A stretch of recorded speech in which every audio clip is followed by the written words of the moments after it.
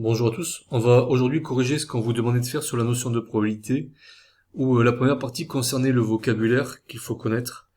Alors on partait là d'un exemple, d'une galette des rois, dans laquelle on a placé deux fèves, dans deux parts différentes. On vous demandait dans un premier temps de compter combien il y avait de parts dans cette galette. Donc vous avez dû compter ici 8 parts.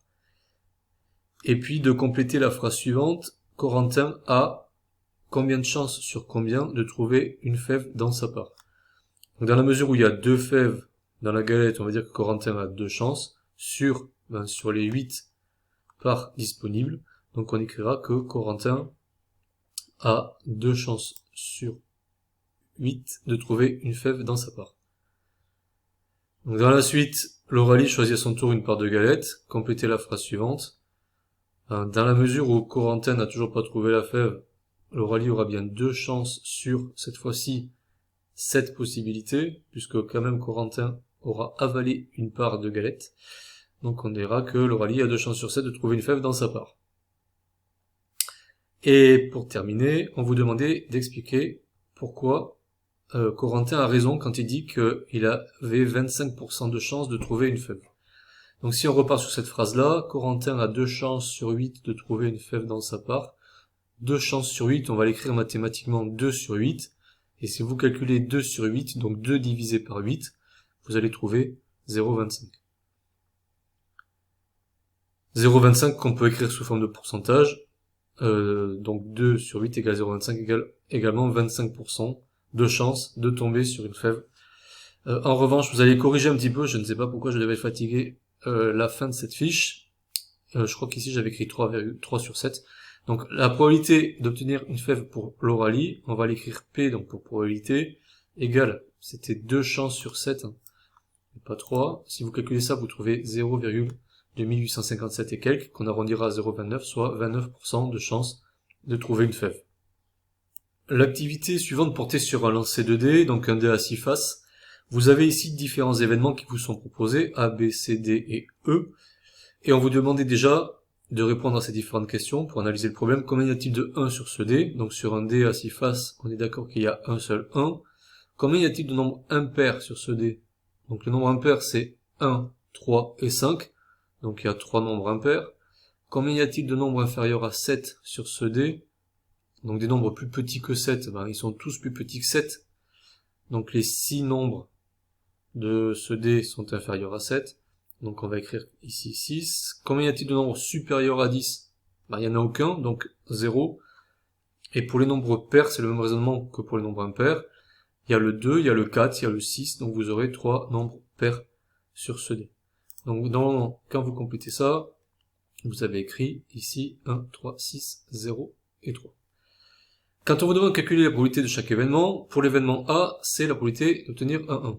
Le 1, on a vu qu'il y a une seule possibilité sur 6 en tout, donc on écrira que la probabilité de l'événement A est égale à 1 sur 6, ce qui est égal à environ 0,167.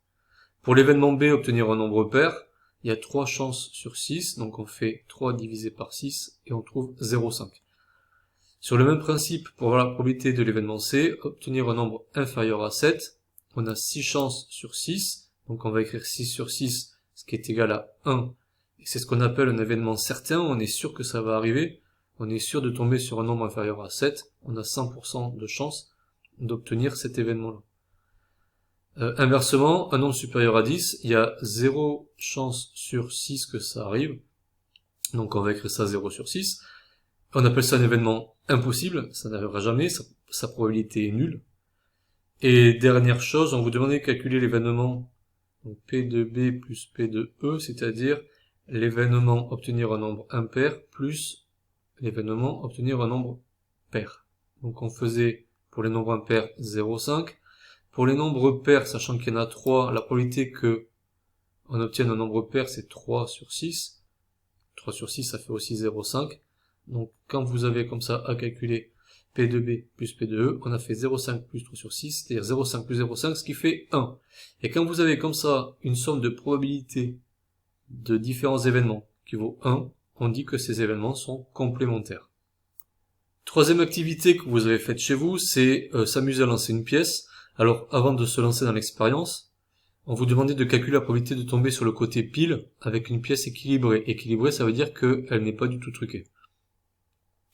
Donc si vous avez à calculer cette probabilité, vous avez une chance sur 2 de tomber sur le côté pile. Donc on va écrire que P de pile égale 1 divisé par 2 égale 0,5.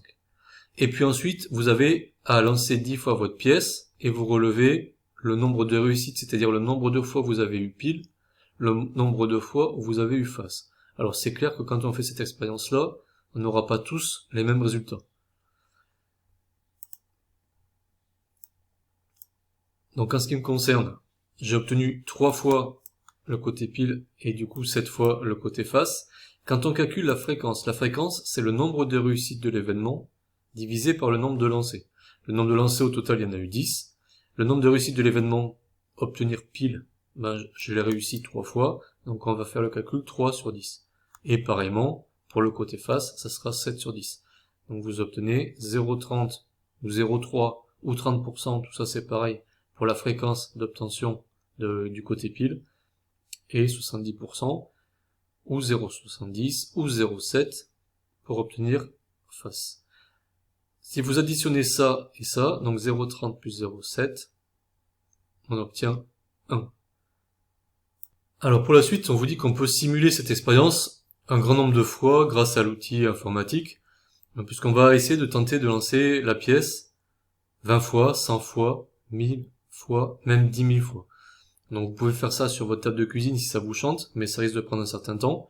Du coup, on peut utiliser un petit programme dans Scratch.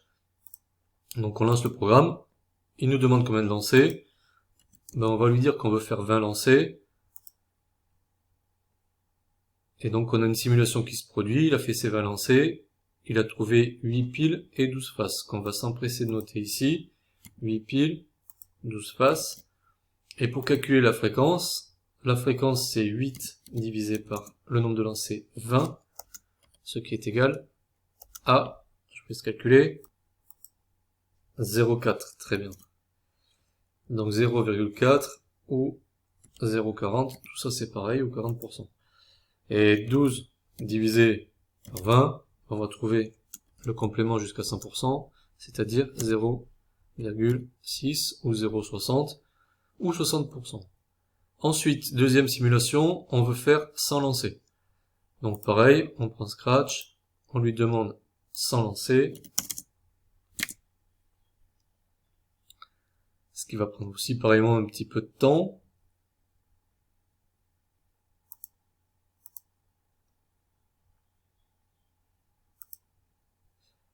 Donc il nous a trouvé 60 piles, 40 faces. Donc si vous faites 60 divisé par 100, vous obtenez cette fois-ci 0,6 et 0,4. Je vais pas noter l'opération à chaque fois. Et puis on recommence, on va faire 1000 lancers. C'est parti. Par contre, je vais couper et puis reprendre pour gagner du temps. Alors on trouve cette fois-ci 507 piles, plutôt ici, et 493 faces. Donc si vous faites 507 divisé par 1000, vous trouverez 0,507, et 493 divisé par 1000, 0,493 pour les fréquences. La somme des deux fait bien 1. Donc pour 10 000 lancés, on obtient 4930 piles et 5070 faces. Donc si vous divisez tout ça par 10 000, ça vous fait du 0,4930 et 0,5070. Alors, ce qu'on appelle le nombre de lancers, en probabilité, c'est équivalent à la taille de l'échantillon. Donc plus la taille de l'échantillon augmente ici, et vous allez constater que votre fréquence, qui au départ valait 0,4 ou 0,6, c'est de plus en plus rapproché de 0,5, qui était en fait la probabilité théorique d'obtenir un pile ou un face, que vous avez calculé tout à l'heure, c'est-à-dire l'équivalent de une chance sur deux. Ça, c'est ce qu'on appelle la loi des grands nombres, à savoir que si le nombre d'expériences aléatoires est très important, donc on a augmenté le nombre, ici la taille de l'échantillon, le nombre de lancers, alors la fréquence, ici, se rapproche de la probabilité de l'événement, c'est-à-dire le 0,5. Alors pour terminer, on en vient à tout ce que vous devez connaître en termes de vocabulaire.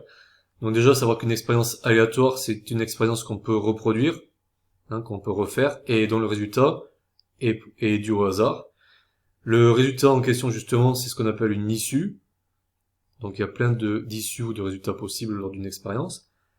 L'événement, c'est justement une ou plusieurs issues qui est définie par ce que vous recherchez, obtenir un pile, obtenir un nombre pair, par exemple, ce sont des événements. Ce qu'on appelle un événement élémentaire, c'est qu'il n'est constitué que d'une seule issue. Donc obtenir avec un dé le nombre 5, par exemple, il n'y a qu'une seule issue possible.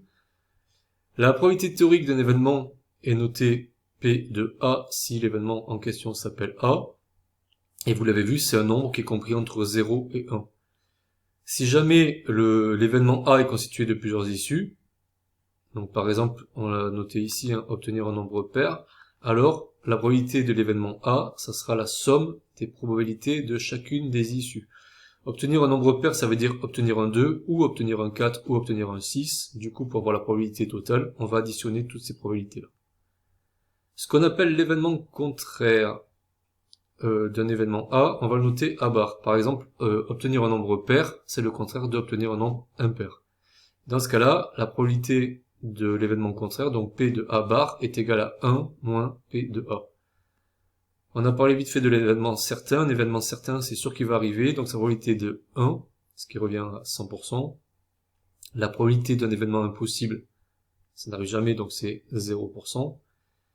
Et pour terminer, quand tous les événements élémentaires ont la même probabilité de se produire, c'est-à-dire que votre dé, par exemple, n'est pas truqué, ni la pièce, dans ce cas-là, on parle d'événements équiprobables.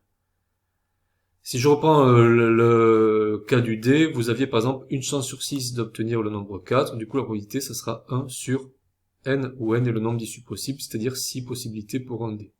Dans ce cas-là, vous l'avez déjà fait, la probabilité de l'événement, c'est le nombre d'issues favorables sur le nombre d'issues possibles. Et puis là, je vous ai mis l'exemple avec le nombre pair, qui est l'événement A. Les issues favorables, c'est 2, 4 ou 6. Les issues possibles, quand vous lancez un dé, c'est 1, 2, 3, 4, 5 ou 6. Du coup, votre probabilité, ça sera 3 sur 6, soit 0,50, soit 50%. Voilà, j'espère que vous avez bien complété vos documents. Je vais vous envoyer bientôt des exercices à réaliser sur ce chapitre-là. Bon courage à tous.